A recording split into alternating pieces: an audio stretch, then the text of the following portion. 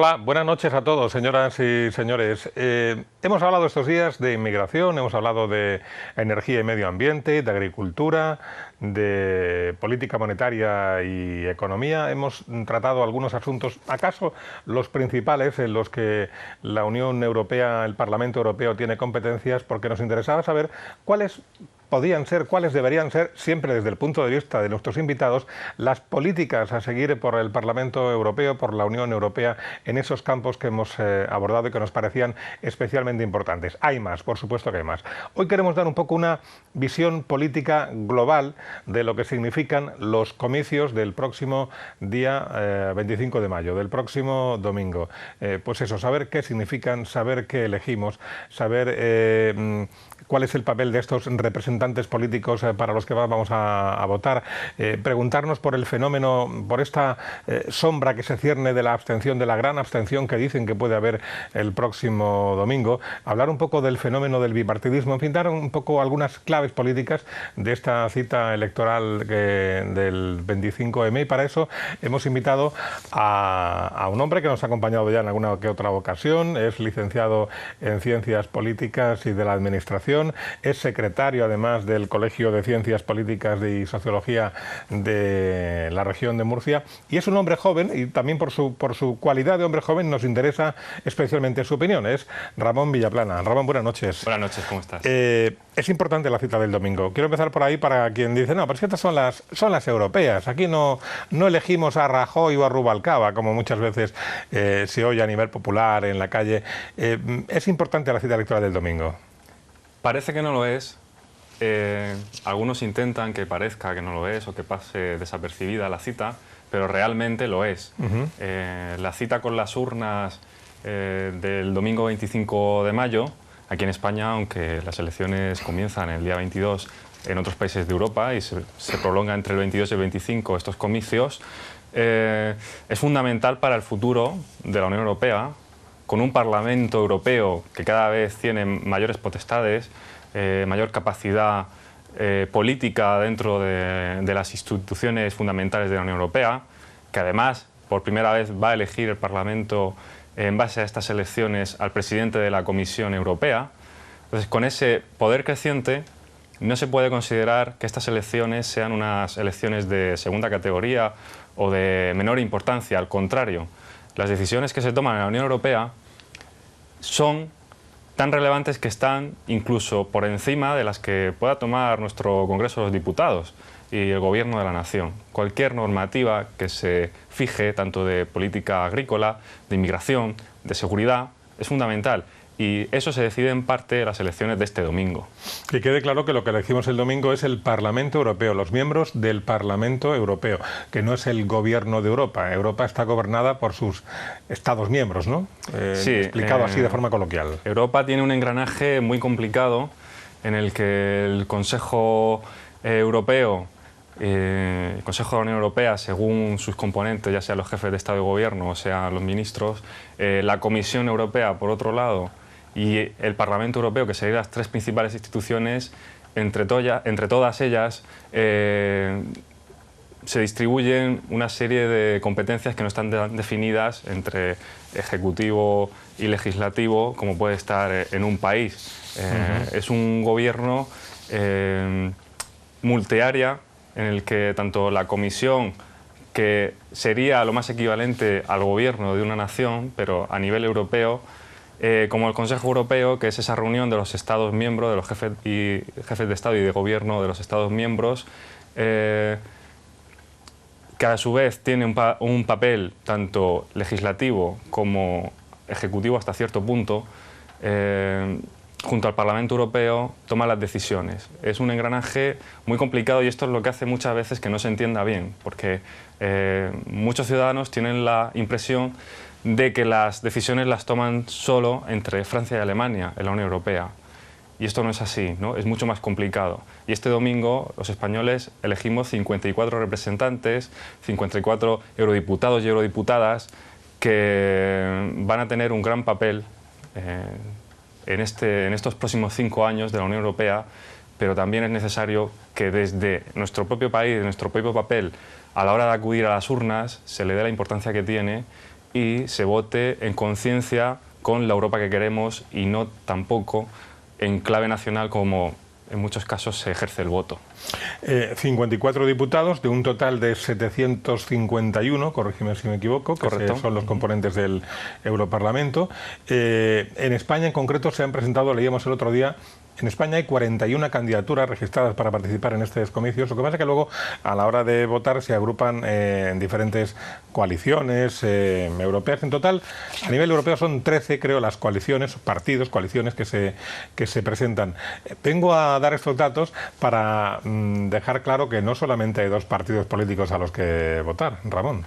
Sí, Europa es muy amplia. Estamos hablando de 28 países, de 500 millones de habitantes, de multitud de lenguas que se hablan dentro de la Unión Europea, culturas, religiones, una gran diversidad, y eso mayor incluso que podamos tener en nuestro país. Y eso se refleja en una mayor diversidad política de grupos políticos también en el Parlamento Europeo. En el caso español, además, al ser las elecciones en circunscripción única, esto nos permite que el voto de cualquier español valga lo mismo o cuente lo mismo independientemente del lugar donde esté, cosa que las elecciones, por ejemplo, al Congreso y al Senado no ocurre. Eso favorece una mayor diversidad. El hecho de que también la abstención sea tan elevada favorece que grupos políticos muy pequeños pero muy motivados a la hora de acudir a las urnas puedan obtener representación.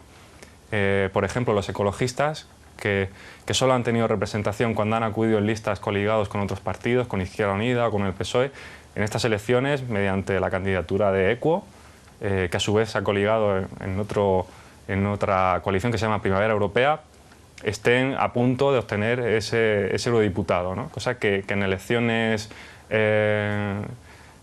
generales es muy complicado que lo consigan. Y en Europa hay grandes grupos. El principal grupo ahora mismo, y parece que según los resultados que vamos a obtener, según los sondeos, seguirá siendo el predominante, es el Grupo Popular Europeo, en el que en el caso español está el Partido Popular Europeo, seguido del Grupo Socialista Europeo, que también coincide con nuestro segundo partido ahora mismo, que es el PSOE.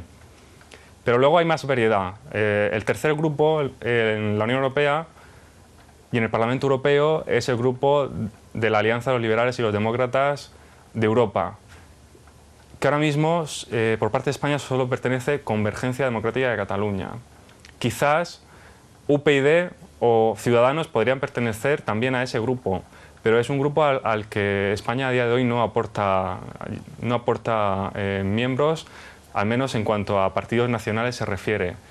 Más allá también está el partido de la izquierda europea, al que pertenece Izquierda Unida. A este partido o esta alianza pertenecerá seguramente también Podemos, la candidatura de Pablo Iglesias, si obtiene, como según parece, el eurodiputado también. Según los sondeos, seguramente consiga uno, incluso dos eurodiputados. Y luego el grupo ecologista en el Parlamento Europeo también es importante. Es importante y, como decía antes, en España, por ejemplo, hace muchos años que no aportamos eurodiputados en candidaturas únicamente de partidos ecologistas a ese grupo. Además, hay agrupaciones de partidos regionalistas y, por otro lado, están los euroescépticos, ¿no? Aquellos grupos que no creen en la Unión Europea o que incluso piden para sus países la retirada de la Unión Europea. Esos serían los principales grupos que nos demuestran que en el Parlamento Europeo hay una mayor diversidad y hay unas mayores opciones que también nos pueden hacer pensar hasta qué punto el bipartidismo predominante que hay en España es positivo, o si quizás, y solo quizás, planteo, sería más positivo que hubiera una mayor diversidad también en nuestro país. Este resurgir de pequeñas formaciones minoritarias hasta ahora, muchas de ellas de izquierda, no porque nada, sino porque hay más en la izquierda que en la derecha, es el caso del crecimiento también de UPyD, podría estar significando, y he dicho podría, hablando en condicional, no sé si el fin, pero el principio del fin del bipartidismo en España. Eso es casi una opinión personal, más que otra cosa. Ahora mismo vivimos una situación coyuntural bastante especial. Por un lado, la crisis económica y por otro lado, el PSOE no pasa por sus mejores momentos. Esto ha dado mucho pie a que UPyD, Izquierda Unida especialmente, crezcan. Y yo creo que principalmente han crecido a costa del PSOE ambos partidos. Lo cual no quiere decir que UPyD, por ejemplo, recoja también votantes descontentos del Partido Popular y votantes nuevos también, ¿por qué no? Izquierda Unida, principalmente, votantes del PSOE que están descontentos con aquellas políticas más liberales que haya podido llevar el PSOE en sus últimos años de gobierno. Ya ha habido otras veces terceros partidos. En España existió el CDS, que con una relevancia bastante importante, y acabó desapareciendo. Entonces, no son resultados que se puedan contemplar a corto plazo, porque puede ser algo meramente coyuntural, y que en unas futuras elecciones más ajustadas entre PP y PSOE vuelvan a proceder los sentimientos de voto estratégico, los comportamientos de voto útil para que puedan perjudicar nuevamente a los terceros y cuartos partidos. Eso no se sabe. De momento sí que hay, parece ser, y según reflejan todo tipo de encuestas, bastante insatisfacción con los partidos tradicionales, pero sería algo arriesgado decir o anunciar un cierto fin del bipartidismo, o al menos el bipartidismo tal y como lo conocemos. Hemos estado hablando hace un momento de la serie de grupos y coaliciones que predominan en el arco parlamentario europeo, pero para no confundir a nadie, que el domingo quien vaya a votar, que esperemos que sean muchos, van a encontrar las papeletas con las siglas o bajo las siglas de los partidos políticos españoles: Izquierda Unida, UPyD, Podemos, PSOE, PP. Eso en España va a ser así, lo digo para no llamar a confusión de nadie, ¿verdad? En España votamos a las listas políticas con las siglas de los partidos españoles. Sí, exacto, esto va a ser así, salvo que, como ya decía antes, sobre todo los partidos nacionalistas y regionalistas más pequeños, que van agrupándose en algunas coaliciones para optar a ese diputado que por sí solos no tendrían, pues por ejemplo Europa de los Pueblos, Bildu no se presenta como tal, sino también mediante un nombre de coalición que ahora mismo no recuerdo, Equo, mediante esa Primavera Europea, también va junto a algunos otros partidos pequeños. Pero sí que es cierto que el resto de partidos pues lo vamos a votar con su nombre. Quizás sería un buen ejercicio para acercar más a Europa lo que tú has sugerido, que en las papeletas junto al partido también se indicase el grupo al que pertenecen. Eso ayudaría a construir algo más la identidad de estas elecciones europeas y de ciudadanía europea. Podría ser una buena opción. Ayer nos preguntábamos, hablando con él en este programa con el economista José Molina, si las noticias que nos han llegado en los últimos años proceden desde la Unión Europea, noticias, unas veces imposiciones, otras veces sugerencias o recomendaciones de reajustes salariales, de bajadas de los tipos de interés y ese tipo de cosas, si van a provocar un rechazo en el electorado, como que todo lo que viene de Europa, no viene de Europa, sino que viene realmente de Angela Merkel y no es bueno, nos perjudica. ¿Esto puede calar en la población el domingo y digan no quiero saber nada y que voten otros? Indudablemente. Todos los estudios que hay sobre la Unión Europea de opinión pública reflejan dos cosas, principalmente desconocimiento, falta de comprensión, y por tanto, y derivado de esto, desinterés hacia la Unión Europea. Habría que hacer un cierto llamamiento a la clase política que a veces peca de cierta irresponsabilidad a la hora de echar balones fuera y responsabilizar de todas las medidas más duras de ajuste o al gobierno alemán o a las instituciones europeas. Muchas veces no es así, y el gobierno nacional debe asumir, indistintamente del color que sea, su responsabilidad a la hora de tomar decisiones, porque de esta manera está haciendo daño a esa imagen que tenemos de las instituciones europeas, del gobierno europeo, cuando España siempre ha sido un país beneficiado enormemente por todas las políticas europeas, por los fondos europeos de desarrollo y por ese libre espacio común para circular, para trabajar y para crecer culturalmente dentro de la Unión Europea. Por eso sería injusto tachar de culpables a otros gobiernos o a las instituciones europeas de la situación que vivimos actualmente. Pero sí que es un mensaje que cala fácilmente. Aunque por otro lado, en España, a diferencia de países como el Reino Unido, no existen, afortunadamente pienso, partidos antieuropeos fuertes, ¿no? Apenas existen partidos antieuropeos y si existen son residuales en España.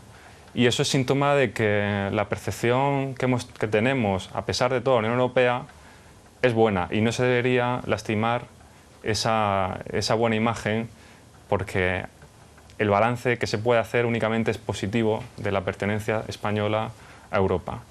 Hablábamos antes de hacer algunos gestos que provoquen cercanía entre el electorado y la Unión Europea. Decíamos, por ejemplo, de que en las papeletas aparecieran las siglas de la coalición a la que pertenecen los grupos políticos españoles, pero a esto de la cercanía, flaco favor tengo la impresión de que han hecho los candidatos en esta campaña, al menos los de los partidos principales, que son los que más se les ve y más se les oye, Cañete y Valenciano y Cañete, porque la impresión generalizada, repito, es que han hablado poco de las propuestas para Europa y mucho de sus rifirrafes políticos nacionales. No sé si tú compartes esa opinión o no. Yo personalmente opino que esta campaña ha tenido dos grandes defectos. Primero, hacerla en clave nacional, una vez más, no hablar de políticas europeas, sino hablar de políticas españolas y políticas españolas en base a reproches de lo que está haciendo un gobierno y de lo que ha hecho el anterior, además obviando al resto de partidos políticos y de acciones políticas que también participan y tienen cosas que decir sobre la Unión Europea. Y aquí yo creo que los partidos pequeños están siendo más honestos y arriesgando más, haciendo propuestas sobre realmente lo que debe ser la Unión Europea y lo que ellos piensan que debe ser un programa de gobierno y de participación en la Unión Europea. Y en segundo lugar, el otro gran fallo que veo de esta campaña electoral es la personificación en los candidatos de las propuestas que supuestamente tienen esos partidos para la Unión Europea. El presentar a Cañete como un futuro comisario europeo de Agricultura, yo creo que es un error. Es personalizar demasiado. Es personalizar en una posibilidad que tampoco sabemos si es cierta, que se tienen que dar unas ciertas condiciones también para que eso suceda.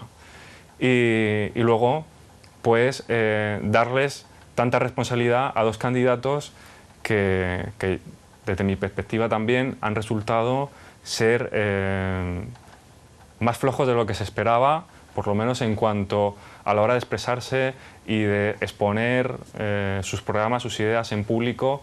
En este sentido, yo hago un llamamiento a los partidos políticos para que de una vez por todas presenten candidatos de primer nivel, de primera línea y que estén implicados efectivamente con el futuro de la Unión Europea, más allá de escaladas de poder o de resolver situaciones internas del partido mediante este proceso electoral o de utilizarlo como sondeo de cara a futuras elecciones. Elecciones europeas al margen, una pregunta que no quiero que se me olvide. Todo esto que ha surgido estos días atrás de un posible o eventual gobierno de coalición entre Partido Popular y Partido Socialista, ¿tú crees que esto es una verdad que se le ha escapado a alguien? Aunque luego han querido recoger velas y tal para no molestar a unos y otros, pero ¿crees que puede haber algo de verdad, algún trasfondo cierto en ese asunto, aunque unos y otros lo hayan desmentido después? Creo que no tiene sentido. En este momento actual, con la composición actual de las Cortes y las distancias tan radicales que se dan entre el Partido Popular y el Partido Socialista, un gobierno de coalición, por un lado, es innecesario y, por otro lado, poco creíble y poco realista. No sé por qué Felipe González, en este caso, propuso esta idea y lo único que provocó fue que su propio partido tuviera que dedicar cuanto menos un par de días para desmentir la idea o ese tipo de informaciones que ha sugerido en base a ningún hecho real y que le hizo perder tiempo de campaña y en cierto punto ha sido un perjuicio para la campaña de su propio partido. Yo no le veo a día de hoy ningún sentido en las condiciones actuales. Sería bueno si fueran otras circunstancias y hubiera voluntad pues, para pactar en cuanto al mantenimiento de la sanidad pública, la educación pública y otro tipo de servicios fundamentales de cara a la ciudadanía y el bienestar de los ciudadanos también, pues como la ley de dependencia y este tipo de cosas. Pero ya se ha visto que las posiciones son radicalmente opuestas, por tanto, ¿para qué otra cosa se podría hacer? No tiene ningún sentido. Bueno, vamos a terminar como empezamos, Ramón, lanzando un mensaje a los más escépticos. Si conseguimos convencer, aunque sea un reducido grupo de personas, de los que tienen intención de no votar el próximo domingo para que cambien de opinión y vayan a votar, lo daremos por bien empleado. Los colegios abren a las 8 o a las 9 de la mañana, no lo recuerdo ahora, estarán abiertos hasta las 8 de la tarde. Hay todo un domingo magnífico para ir a votar y es conveniente ir a votar porque además es un derecho, desde luego, es una obligación moral, no sé si definirlo así. Una obligación ciudadana, en nuestro caso pues puramente mental o ética.